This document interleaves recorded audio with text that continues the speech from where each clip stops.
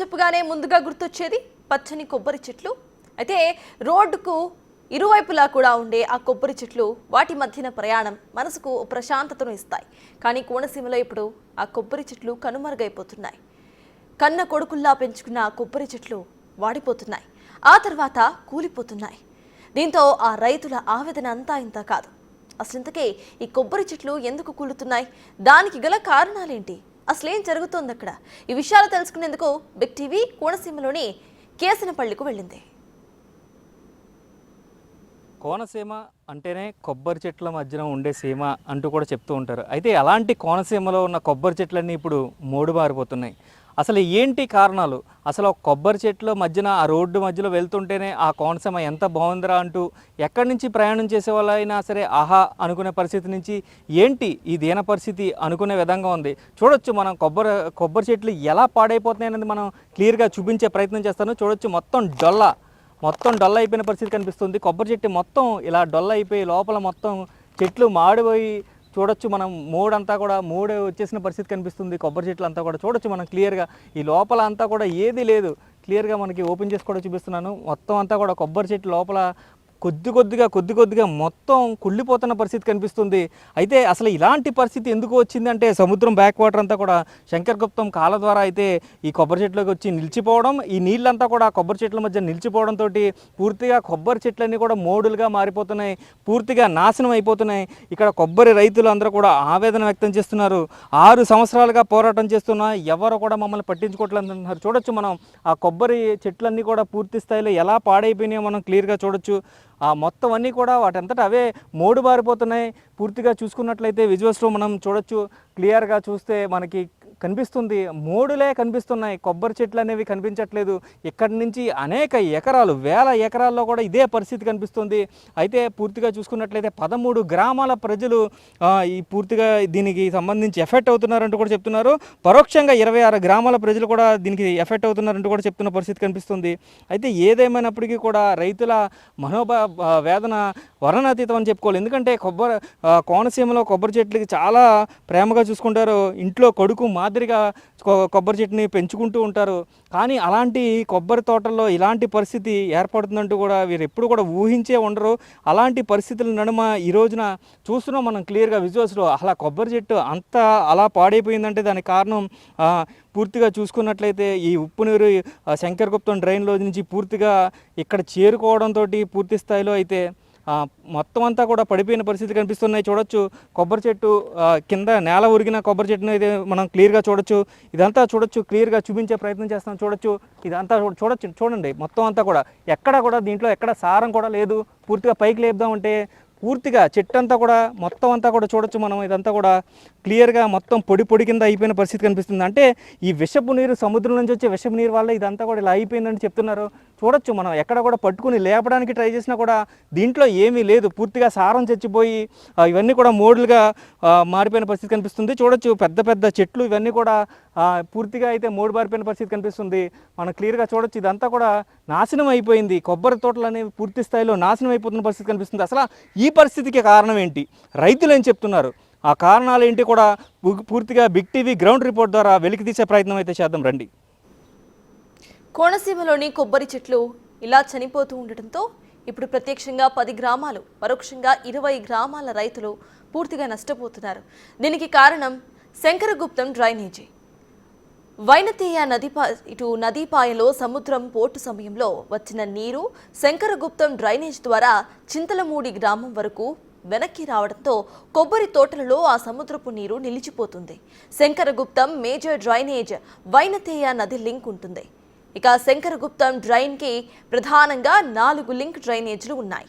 1 అంతర్వేది, 2 వేప చెట్టు drain, Polavaram drain, ఇక 4వది ముత్యాలపేట డ్రైన్. ఈ 4 డ్రైన్ల నుంచి వచ్చే నీరు వల్ల గ్రామాలు పూర్తిగా దెబ్బతింటున్నాయి. దీనికి అధ్యయనం చేయడానికి హార్టికల్చర్, అగ్రికల్చర్, ఇక BWT స్కాలర్స్, ఫిలాసఫర్స్, సైంటిస్టులు అందరూ కూడా వచ్చారు, చూశారు, వెళ్ళిపోయారు. కానీ ఎవరూ కూడా నివేదికలు మాత్రం ఇవ్వలేదంటున్నారు ఆ గ్రామస్తులు.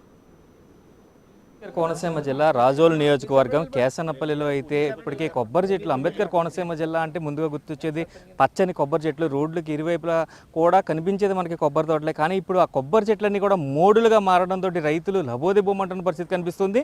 పూర్తిగా ఉప్పు నీరు పొలాల్లోకి చేరిపోయి ఆ కొబ్బరి చెట్లన్నీ కూడా చనిపోయి మోడులుగా మారిపోతున్నాయి అంటూ కూడా తీవ్ర ఆందోళన వ్యక్తం చేస్తున్న పరిస్థితి ఇక్కడ కనిపిస్తుంది. చూడొచ్చు, మనం విజువల్స్ చూస్తున్నాం క్లియర్గా. అసలు కొబ్బరి తోటలో ఏ విధంగా నీరు నిలిచిపోతుంది, ఈ ఉప్పు నీరు నిలిచిపోవడం వల్ల కొబ్బరి చెట్లన్నీ కూడా ఎలా మోడులుగా మారిపోతున్నాయి. ఆ మోడులుగా మారిపోయిన కొబ్బరి చెట్లను చూసి రైతు ఆవేదన మాటల్లో వర్ణించలేము.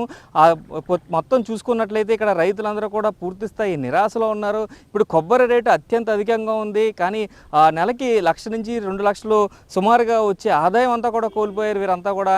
ఎప్పటి నుంచో కొబ్బరికి ధర తక్కువగా పలుకుతుంది. అయితే కొబ్బరి ధర పెరిగేటప్పటికి వీరందరూ కూడా నష్టాల్లో కూరుకుపోతున్నారు. ఎందుకంటే ఉన్న ఆధారంగా ఉన్న తోటలన్నీ కూడా ఇప్పటికి పూర్తిగా అయితే మోడులుగా మారిపోయి ఆ కొబ్బరి చెట్లన్నీ చెడిపోవడంతో వీరందరూ కూడా పూర్తి స్థాయిలో అయితే నిరాశలో ఉండిపోయిన పరిస్థితి కనిపిస్తుంది. ఎన్ని కొబ్బరి చెట్లు ఉండే అసలు ఎంత ఆదాయాన్ని కోల్పోతున్నారు, అంటే ఎన్ని సంవత్సరాల నుంచి ఇబ్బంది ఎదుర్కొంటున్నారు మీరు? ఇది కేసినపల్లి తీర ప్రాంతం అంటారండి. కేసినపల్లిలో తింటే కేసినపల్లి బండం తాగాలి, తింటే బూరిపల్లి బెల్లం తినాలని ఒక పాటలు కూడా రాశారు సార్ మా ఈ ప్రాంతాన్ని ఉద్దేశించి. ఇది ఒక కేరళని మైమరిపించేటటువంటి స్థితిలో ఈ కోనసీమకి ఒక తలమానికిగా ఈ కేసినపల్లి తీర ప్రాంతం కనిపిస్తూ ఉండేది. పూర్వం ఎవరైనా ఈ సైడు వచ్చినప్పుడు ఈ ప్రాంతం చూసి, ఈ పచ్చదనాన్ని చూసి, ఈ కొబ్బరి తోటలు చూసి చాలా సంతోషపడిపోయేవారు. ఇక్కడ మేము ఏదన్నా ఒక 2 ఎకరాల కొబ్బరి తోట కొనిపెట్టమని పెద్ద పెద్ద జమీందారులు వచ్చినప్పుడు మమ్మల్ని అడగడం జరిగేది. కానీ మా వాళ్ళు మేము ఏదన్నా ఇస్తాం, కానీ ఈ కొబ్బరి తోటలు మాత్రం మేము ఇవ్వనే రీతిలో అంతలాగా ఈ కొబ్బరి తోటలు పెంచుకునేవారు.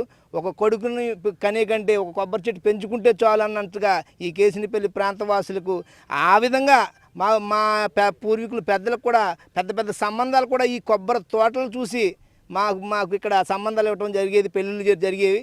అలాంటి ఈ కేసినపల్లి తీర ప్రాంతం ఈరోజు ఈ దుస్థితికి వచ్చిందంటే కేవలం ఇది ఇక్కడ ఉన్నటువంటి కొన్ని జరుగుతున్నటువంటి కొన్ని ఇబ్బందుల వల్ల కూడా ఇలా జరిగింది. అంటే ఉదాహరణకి ఇక్కడ ఓఎన్జీసీ ఉంది. ఆ ఓఎన్జీసీ వేస్ట్ వాటర్ సముద్రంలో సుమారుగా నాకు ఊహ తెలిసినప్పటి నుంచి ఇక్కడ ఓఎన్జీసీ ప్రారంభించబడ్డది.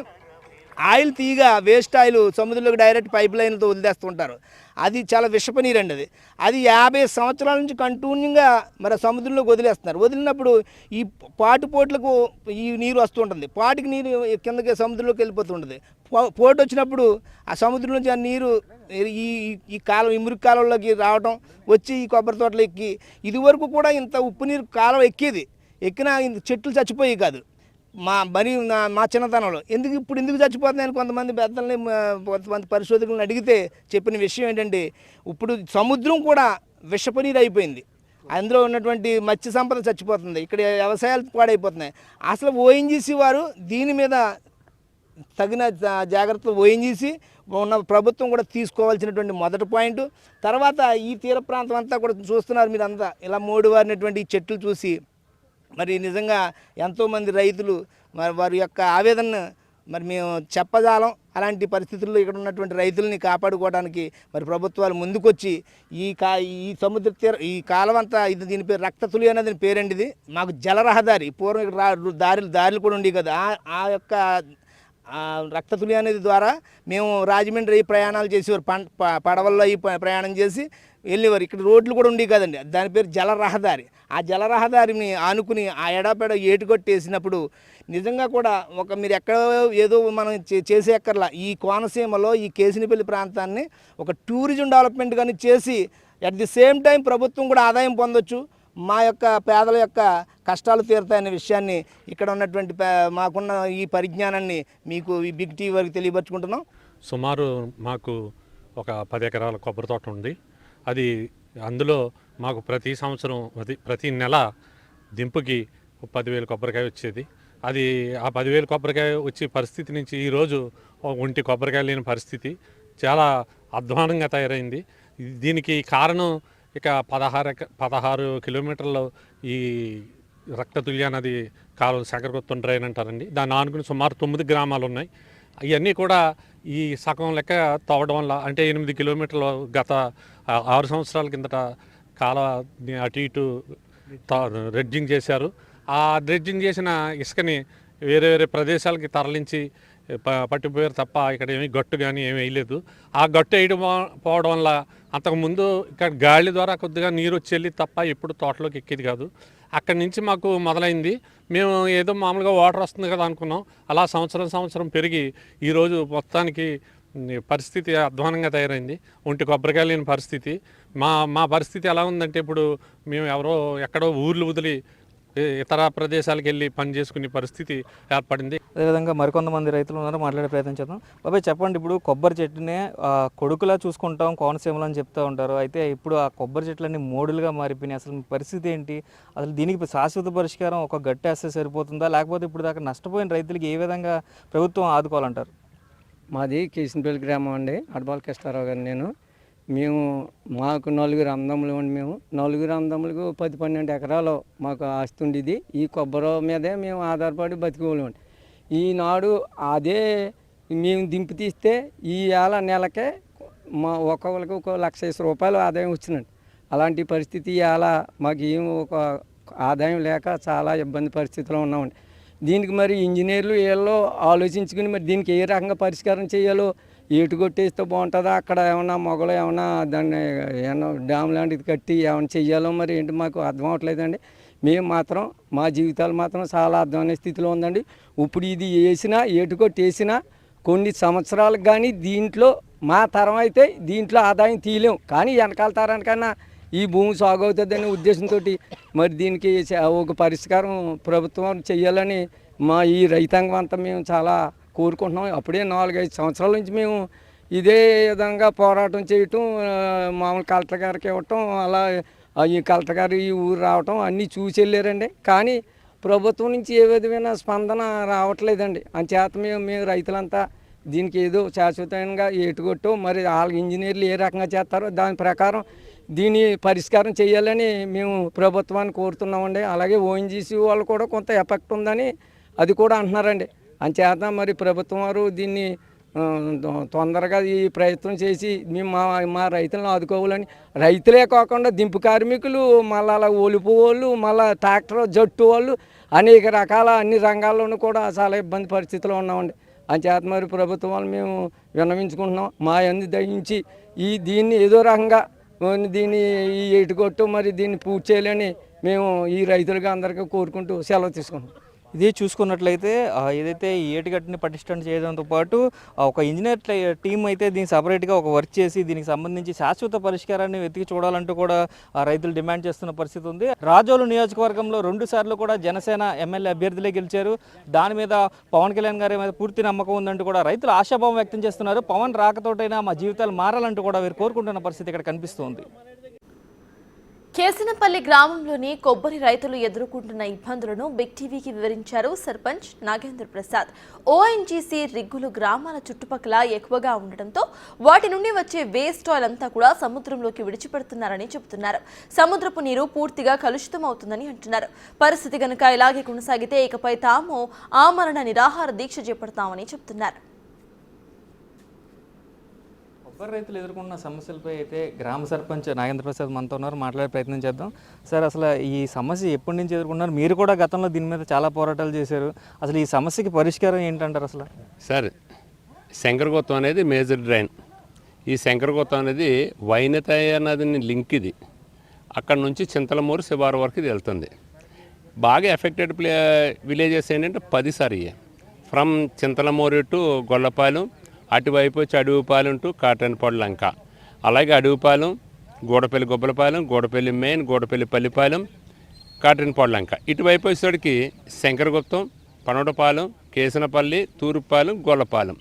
డైరెక్ట్గా ఈ 10 గ్రామాల ఎఫెక్టెడ్లో వచ్చినది 2000 ఎకరాలు ఉంటుంది సార్. అంటే 2 లక్షల కొబ్బరి చెట్టు పోయింది. 2019 నుంచి బాగా ఎక్కువైంది. 2022 నుంచి కూడా మేము విపరీతం ఉధృతి చేసాం. ఎవరు పట్టించుకున్న నాదులు లేడు. కారణం ఏంటంటే సర్వనాశనం అయిపోయి ఇక్కడ ఉండగల కారణం ఓఎన్జీసీ ఒకటి కారణం సార్. దీనికి మా నాయకులు కానీ రాజకీయ నాయకులు ఎవరైనా సరే మరి వాళ్ళతో ఏం పెట్టుకుంటారో నాకు తెలియదు. కానీ ఈ ఓఎన్జీసీ కార్యకలాపాలలో 13,400 కోట్ల కార్యకలాపాలు జరుగుతాయి సార్ కేజీ ప్రాజెక్ట్ బేసిన్లో. కానీ స్టేట్కి ఇచ్చేది నాకు తెలుసుంటే ఓఎన్జీసీకి వచ్చే ఆదాయం అంటున్నారు మీరు? ఆదాయం కాదండి, ఇక్కడ నుంచి ఆయిల్ తరలించేది ప్రొడక్షన్ వచ్చి 13,400 కోట్లు ఉంటుంది. ఈ స్టేట్ గవర్నమెంట్కి వచ్చి 2,000 కోట్లు ఇస్తారు. ఈ 2,000 కోట్లు మా కేజీ ప్రాజెక్ట్ బేసిన్లు ఈస్ట్ వెస్ట్ గోదావరి కృష్ణా జిల్లాలో పనిచేస్తే మాకు హాయిగా ఎవరి పని లేదు ఈ కోస్టల్ బెల్ట్లో పనిచేస్తే. దీన్ని స్టేట్ యూనిట్గా తీసిన అక్కడ చిత్తూరులో చేస్తారు, అనంతపూర్లో చేస్తారు, ఇటు ఒరిస్సా బోర్డర్లో విజయనగరంలో చేస్తారు, ఎక్కడ పెడితే అక్కడ చేస్తూ ఉంటారు వీళ్ళు. మాకైతే శూన్యం. ఇకపోతే ఈ డ్రైన్ వల్ల దీనికి అనుబంధంగా 4 లింక్ డ్రైన్స్ ఉన్నాయి సార్. ఒకటి అంతర్వేది 1, 2 వేపచెట్టు డ్రైన్, 3 వచ్చి కొనవరం డ్రైన్, 4 వచ్చి ముచ్చాలపల్లి దర్పై అంటారు దాన్ని. ఈ 4 డ్రైన్స్ వల్ల కూడా మొత్తం ప్రత్యక్షంగా చెప్పాను పరోక్షంగా అయితే ఒక 22 గ్రామాలు పోతున్నాయి సార్. దీనికి హార్టికల్చర్ వచ్చారు, అగ్రికల్చర్ వచ్చారు, పీడబ్ల్యూడీ వచ్చారు, స్కాలర్స్ వచ్చారు, ఫిలాసఫర్స్ వచ్చాడు, పిహెచ్డీ చేసుకున్న వాళ్ళు వచ్చారు, సైంటిస్టులు వచ్చారు. ఈ 4-5 సంవత్సరాల నుంచి వీళ్ళ పర్యవేక్షణ తప్ప పనికి మాలిన పనులన్నీ చేసుకుంటూ పోయారు తప్ప మాకు ఏ విధమైన నివేదిక లేదు. హిమాన్ శుక్లా గారు ఉండగా నేషనల్ గ్రీన్ ట్రిబ్యునల్లో ఓఎన్జీసీ వాళ్ళకి ఫైన్ కట్టినట్టు 20 కోట్లలో కొంత అమౌంట్ ఇస్తానడు ఆయన. ఇస్తానంటే 60 లక్షలు, 70 లక్షలు, కోటి, 2 కోట్లు, 3 కోట్లు అన్నారు తప్ప ఫుల్ ఫ్లెజ్డ్గా ఎప్పుడు ఇస్తానన్నమాట శుక్లా గారు కూడా అనలేదు. తర్వాత మన ఈయన వచ్చారు, ఈ కలెక్టర్ గారు, ఆయన కూడా 2-3 సార్లు పర్యాయాలు దీన్ని పర్యవేక్షించడం, దీనికి సొల్యూషన్ తీసుకుంటాను తప్ప ఏ విధమైన కార్యక్రమం లేదు. ఒకవేళ దీని మీద సరైనటువంటి స్పందన లేకపోతే నవంబర్ 3 నుంచి అమర నిరాహార దీక్ష చేస్తాం. కనీసం నా గ్రామం కోసం అసలు బయట కూడా నేను ఐఎమ్ రెడీ. కారణం ఏంటంటే నా వల్ల ఈ కార్యక్రమం జరిగితే నాకు చాలా తృప్తిగా ఉంటుంది. ఏంటంటే సార్ ఇంక బ్రతకలేం, బ్రతికి ఎక్కడ దుక్కుని బెగ్గింగ్ చేసుకోవాలి. ఇది ఒక వేస విడిదిలా ఉండేది సార్. ఇక్కడ వేస విడిది అంటే చూస్తే మతిపోయింది. మీరు చూసి ఉంటారు ఎప్పుడుని. ఈ సమ్మర్లో తాతగారి ఇంటికి వచ్చి ఇక్కడ గోలికాలాట, గూటి బిల్ల, ఈ కబడ్డీ ఇవన్నీ ఆడుకుంటూ ఉండేవారు. ఇక్కడ చూస్తే ఆడుకుని వెళ్ళి ఇంటికాడ హాయిగా సాపేసిన పడుకుంటే ప్రశాంతంగా నిద్రపట్టేది. ఈ వేస విడిది సార్. ఇది వచ్చినోడు ఎప్పుడు తిరిగి వెళ్ళేవాడు కాదు. ఇక్కడికి ఆఫీసర్లు వచ్చేవారు, చూసి ఏంటి చాలా విధానంగా ఉందనేవారు. ఏరియల్ సర్వేలు రాజశేఖర రెడ్డి, చంద్రబాబు నాయుడు వెళ్తే ఇక్కడ మనం ఏం చేయక్కర్లేదు, ఎంత పచ్చదనంగా ఉన్నదానికి ఏంటి మనం ఎందుకు చేయాలన్న ఆళ్ళకొళ్ళే పడ్డేమో మొత్తం సర్వనాశనం అయిపోయింది. ఈ మా ఏరియా అంతా కూడా ఈ 10 గ్రామాలు కూడా సర్వనాశనం అయిపోయింది. బ్రతకడం ఎలాగైనా ఆలోచిస్తున్నాం సార్. ఎవరికైనా వస్తే 10 రోజులు భోజనం పెట్టేవాళ్ళు మేము. ఎవరన్నా చెప్తే భోజనానికి శుభ్రంగా వెళ్ళి భోజనం చేసి వద్దామనే పరిస్థితులు ఈవేళ ఎవరు చెప్తారని చూస్తున్నాం మేము. అటువంటి పరిస్థితి దిగజారిపోయాం. మీరేమన్నా ఒకసారి తలుచుకుంటే మీరిద్దరూ ఖచ్చితంగా గత వైభవం మళ్ళీ తీసుకొస్తాం.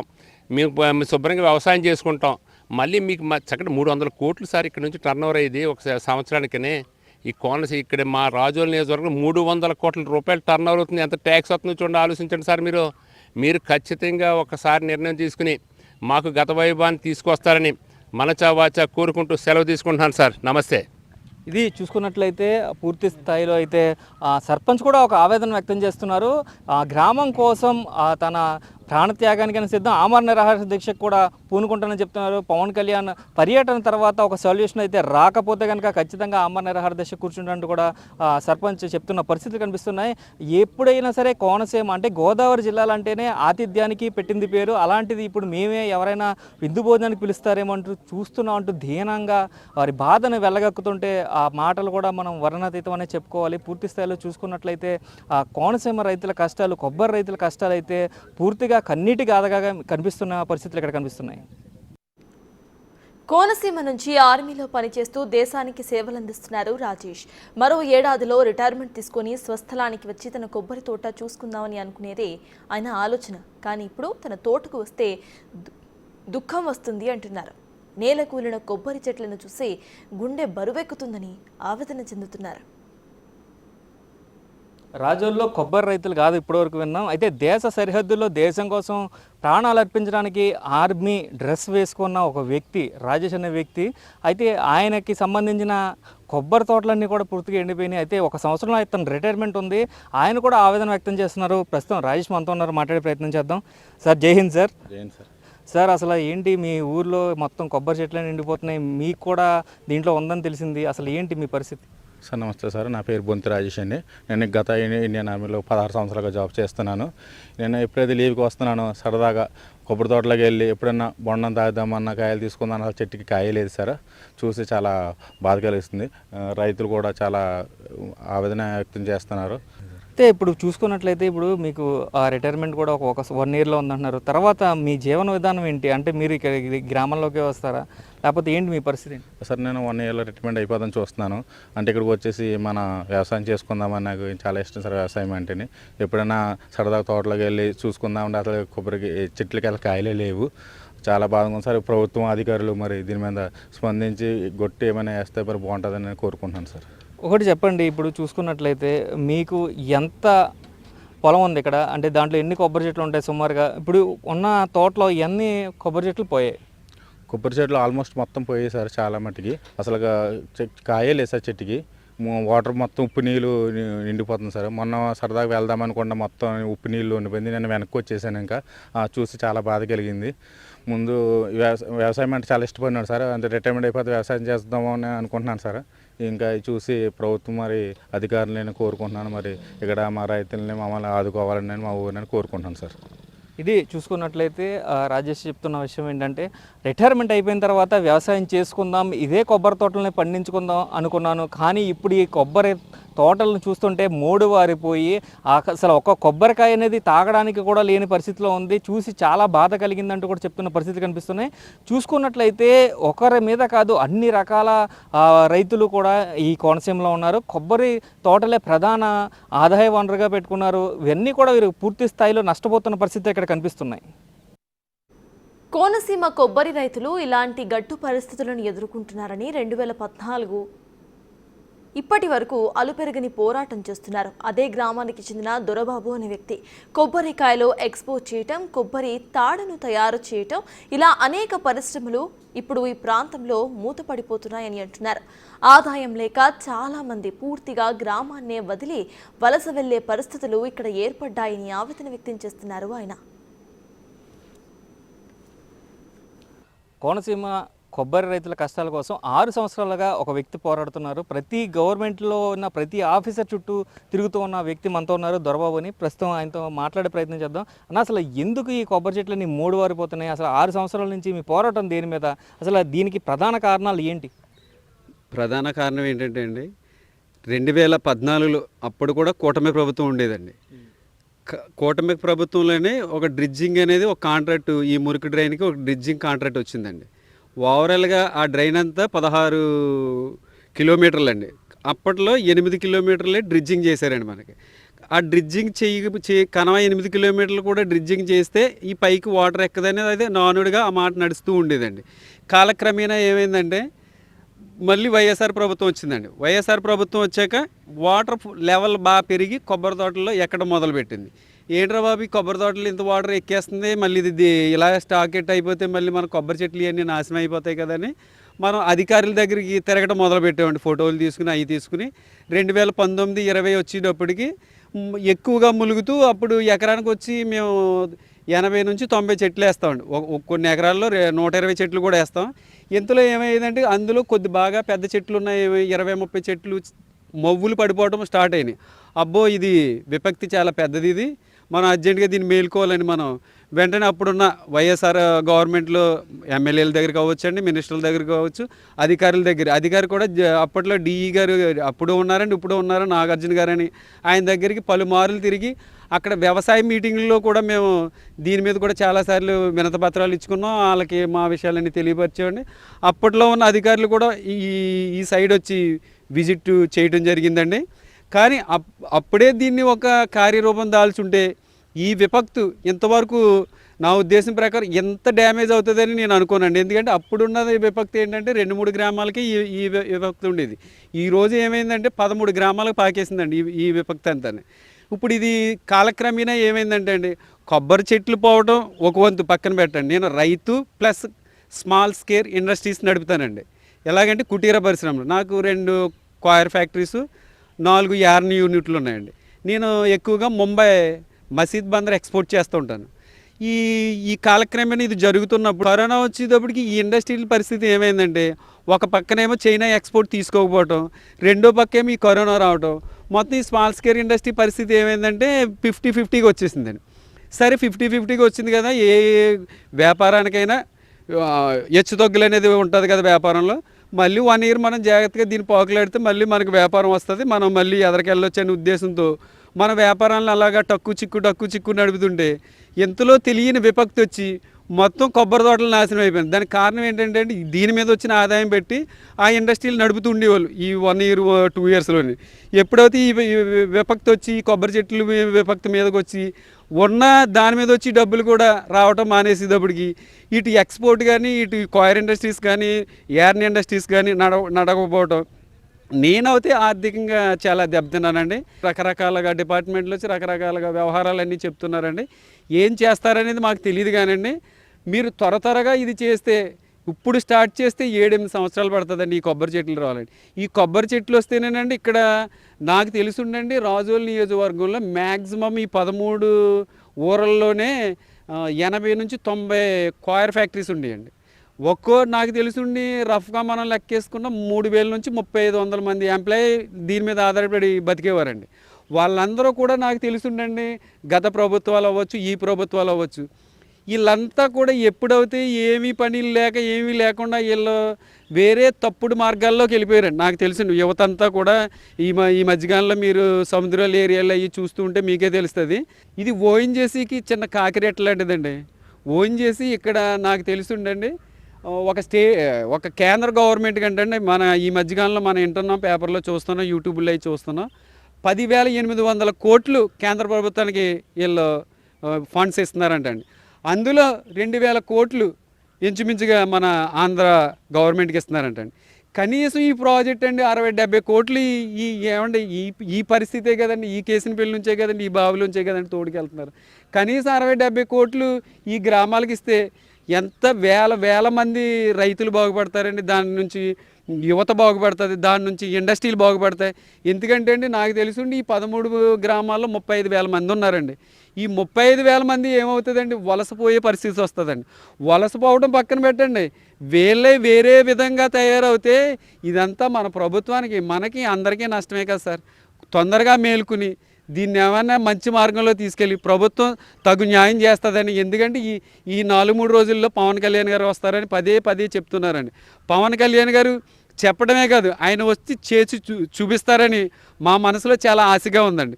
కంపల్సరీ మాకు ఈ కేసినపల్లి ఆనుకుని ఉన్న 13 గ్రామాలని ఏటు కొట్టేసి దాన్ని పరిష్కార మార్గం చూపిస్తారని పవన్ కళ్యాణ్ గారికి మరీ దండం పెట్టి నమస్కారాలు చెప్తున్నామండి. Thank you. ఇది చూసుకున్నట్లయితే కొబ్బరి రైతులే కాదు, కొబ్బరి రైతులని ఆధారపడి ఉన్న ఇండస్ట్రీలన్నీ కూడా పూర్తి స్థాయిలో దెబ్బతిన్నాయంటూ కూడా చెప్తున్నారు. ఇటు పక్కన గుంపు మేస్త్రులు కావచ్చు, ఒలుపు తీత కార్మికులు కావచ్చు, కొబ్బరి తీత కార్మికులు కావచ్చు, అదేవిధంగా చూసుకున్నట్లయితే కొబ్బరి తాడుని నేర్చే ఇండస్ట్రీస్ కావచ్చు, ఇవన్నీ కూడా పూర్తి స్థాయిలో దెబ్బతిన్నాయి. అయితే గతంలో ఓఎన్జీసీ ఇచ్చిన హామీ ప్రకారం ఈ గ్రామాలని దత్తత తీసుకోవాలి, వేల కోట్ల రూపాయలు పన్నును చెల్లించే ఓఎన్జీసీకి మా గ్రామంలో ఉన్న సమస్యలు తెచ్చడం చాలా చిన్న విషయం అంటూ కూడా వీరందరూ కూడా చెప్తున్న పరిస్థితి కనిపిస్తుంది. అయితే పూర్తి స్థాయిలో ఈ గ్రామానికి ఉన్న సమస్యను మాత్రం తత్వరమే పరిష్కరించాలంటూ కూడా వీరు పెద్ద ఎత్తున డిమాండ్ చేస్తున్న పరిస్థితి ఇక్కడ కనిపిస్తున్నాయి. రాజోలు నియోజకవర్గంలో అనేక గ్రామాలలో ఓఎన్జీసీ రిగ్గులు ఉన్నాయి. వీటి నుంచి వచ్చిన వ్యర్థ ఆయిల్ను సముద్రంలోకి రిలీజ్ అవుతున్నాయని చెప్తున్నారు. ప్రస్తుతం సముద్ర నీరు కూడా పూర్తి స్థాయిలో రంగు మారిపోయిందని, ఇక విషపూరితంగా మారిపోయిందని అంటున్నారు. ఆ నీరే కొబ్బరి చెట్ల మధ్యలోకి రావటం వల్ల పూర్తి స్థాయిలో ఆ కొబ్బరి చెట్లు కుళ్ళిపోతున్నాయని వాళ్ళు చెప్తున్నారు. రాజోలు నియోజకవర్గంలోని కొబ్బరి రైతులు చెప్తున్న విధంగా సముద్రం పూర్తిగా విషంగా మారిపోయింది, సముద్రపు నీరు అంటూ కూడా ఆవేదన వ్యక్తం చేస్తున్నారు. చూడొచ్చు, సముద్రం తన రంగు కూడా పూర్తిగా మార్చేసుకుంది. అంటే ఓఎన్జీసీ నుంచి ఏదైతే వ్యర్థానికి సంబంధించిన ఆయిల్ ఏదైతే ఉంటుందో అదంతా కూడా సముద్రంలోకి వదులుతున్నారంటూ కూడా చెప్తున్న పరిస్థితి కనిపిస్తుంది. అయితే సముద్రం కూడా పూర్తిగా అదొక రకమైన రంగులోకి మారిపోయింది. అది ఎరుపు కాదు, ఒక మడ్డి కలర్లోకి సముద్రం మారిపోయిన పరిస్థితి ఇక్కడ కనిపిస్తుంది. క్లియర్గా చూసుకున్నట్లయితే ఇక్కడ ఈ వాటర్లో దిగడం కానీ ఈ వాటర్లో ఉండడం కూడా ప్రమాదకరంగానే కనిపిస్తుంది. చూడొచ్చు, మనం సముద్రాన్ని ఆనుకునే కూడా ఓఎన్జీసీ రిగ్గు కూడా ఉంది, మనం క్లియర్గా చూస్తున్నాం. ఇక్కడ అనేక ఓఎన్జీసీ రిగ్గులు ఉండడం వలన పూర్తిగా ఆ రిగ్గులకు సంబంధించిన వ్యర్థాలన్నీ కూడా, అంటే దానికి సంబంధించిన వేస్ట్ ఆయిల్ అంతా కూడా సముద్రంలోకి వదలడం, ఆ సముద్రం నుంచి వచ్చే బ్యాక్ వాటర్ అంతా కూడా ఆ శంకర్ గుప్తానికి సంబంధించిన ఆ కాలువ ద్వారా పూర్తిగా అయితే ఇటుపక్కకి వస్తుంది, వెనక్కి బ్యాక్ వాటర్ అయిపోతుంది. అంటే దానికి సంబంధించి డ్రెడ్జింగ్ పూర్తిగా జరగకపోవడంతో ఆ నీరంతా కూడా వెనక్కి ఎక్కడం, ఇదంతా కూడా చూసుకున్నట్లయితే సముద్రం వాటర్ అంతా కూడా గతంలో కూడా వచ్చేది, కానీ ఇప్పుడు వాటర్ వస్తుంటే ఎందుకు ఇబ్బంది పడుతున్నాం అనేది కూడా వాళ్ళు చెప్తున్న పరిస్థితి కనిపిస్తుంది. చూడొచ్చు మనం సముద్రం కూడా పూర్తిగా సముద్రపు రంగంతా కూడా ఎరుపుగా మారిపోయిన పరిస్థితి కనిపిస్తుంది. చూస్తే మనం ఎక్కడ కూడా సముద్రం ఎక్కడైనా సాధారణంగా చూసుకున్నట్లయితే మనకి బ్లూ కలర్ ఓషన్ ఉంటుంది, అదేవిధంగా గ్రీన్ కలర్ ఓషన్ ఉంటుంది. కానీ ఇది మొత్తం అంతా కూడా గోదావరి, ఎరుపు గోదావరి, అంటే వరద గోదావరి ఎలా ఉంటుందో ఆ విధంగా అయితే సముద్రం అంతా కూడా ఉన్న పరిస్థితి కనిపిస్తుంది.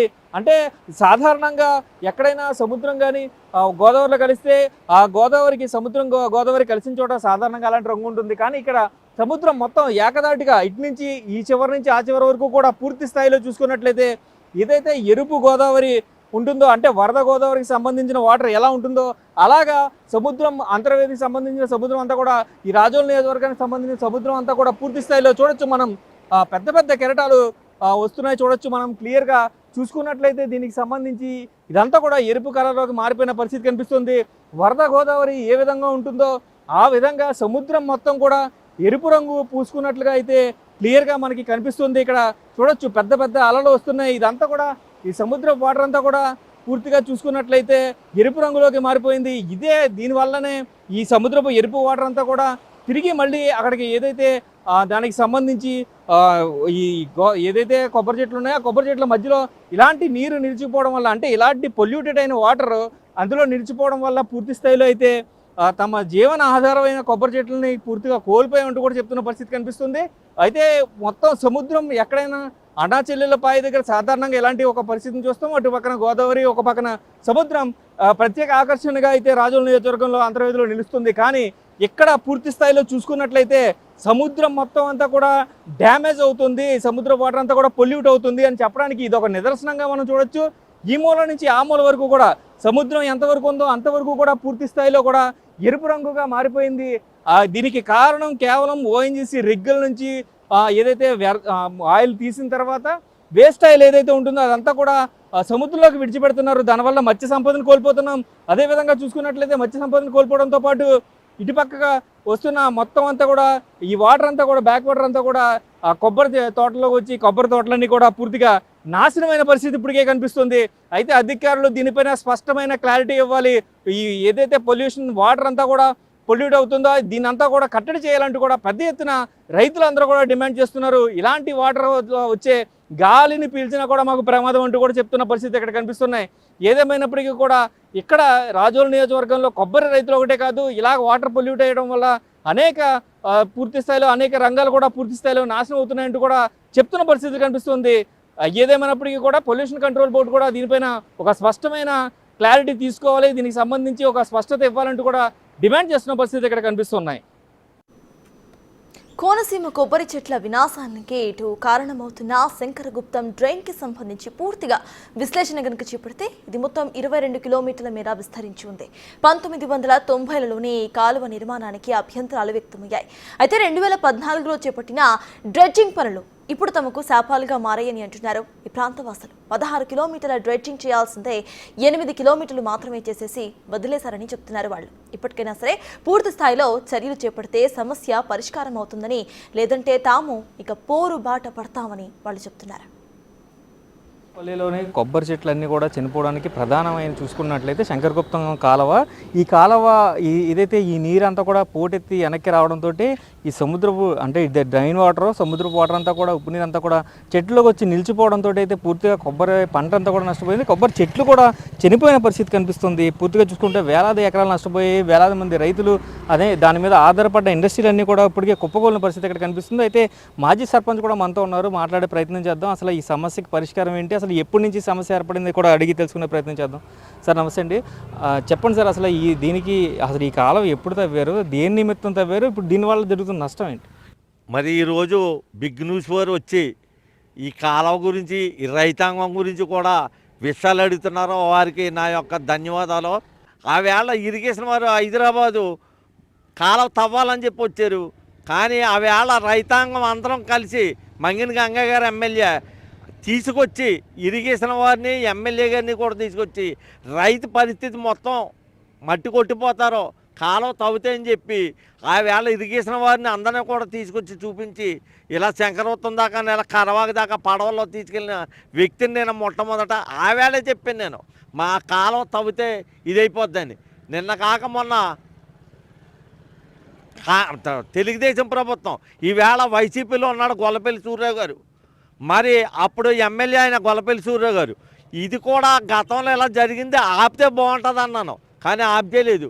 ఇటు మాత్రం సముద్రానికంటే ఎక్కువలో తవ్వేరు కరవాకు దాకానే, ఇలాగా తవ్వలేదు. ఆ పోటు నీరు ఇలాగ వస్తాం వల్లనే మొత్తం రైతాంగం అంతా కూడా సర్వనాశనం అయిపోయారు. మొన్న మరి ఎమ్మెల్యే గారు 2-3 సార్లు వచ్చాడు, ఆయన కృషి మాత్రం చాలా బ్రహ్మాండంగా చేస్తున్నాడు. అలాగే మీ బిగ్ న్యూస్ వారు వచ్చారు, పవన్ కళ్యాణ్ గారు అక్కడ మాట ఇచ్చారు, కానీ వేళ రైతాంగం అంతా కూడా ఎదురు చూస్తుంది. ఆయన మాట తిప్పని మడం తిప్పని నాయకుడు పవన్ కళ్యాణ్ గారు వస్తున్నాడు అంటే మాకు రైతులకి అంతా కూడా ఈవేళ మళ్ళా కొత్త పంటలు వేసుకుని రైతాంగం అంతా కూడా మరి సస్యశ్యామలంగా మేము అందరం కూడా ఉంటాం. మరి దయచేసి పవన్ కళ్యాణ్ గారు కూడా తొందరగా రావాలి. దాన్ని ఎమ్మెల్యే గారు కూడా విష ప్రయత్నం చేస్తున్నారు. మరి ఒక ఎమ్మెల్యే గారికి, ఆ పవన్ కళ్యాణ్ గారికి, ఉప ముఖ్యమంత్రి గారికి, మరి మా యొక్క రైతాంగం అంతా కూడా ఎప్పుడు కూడా అండదండగా ఉంటుందని చెప్పి కోరుకుంటూ మరి సెలవు తీసుకుంటున్నాం. ఇది